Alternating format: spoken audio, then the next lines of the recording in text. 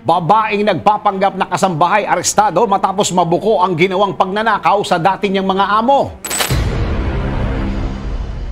Sa halip na mapanatag ang mga homeowners dahil magkakaroon na sila ng tagapag-alaga at tagabantay, pangamba pa ang hatid ng isang babae na nagpapanggap bilang isang kasambahay na ang target pala ay ang magnakaw at hindi ang magtrabaho.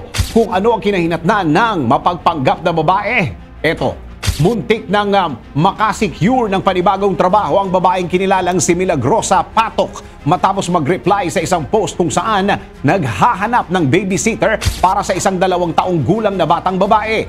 Kikitain sana niya sa isang bus station sa Alibago, Isabela ang nakausap niyang naghahanap ng yaya. Pero sa halip na bagong trabaho, bilangguan ang papasukan ng babae dahil na-corner na ito ng mga pulis matapos madiskubre ang kanyang modus. Ang babae kasi nagpapanggap at namamasukan bilang isang kasambahay para makapagnakaw.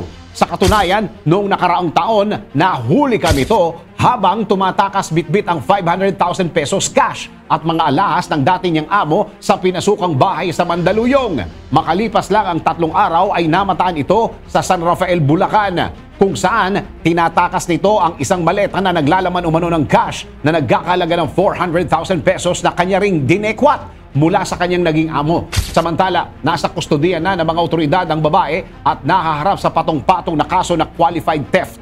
Sa mga gusto ng easy money dyan, madali ring yang mawawala.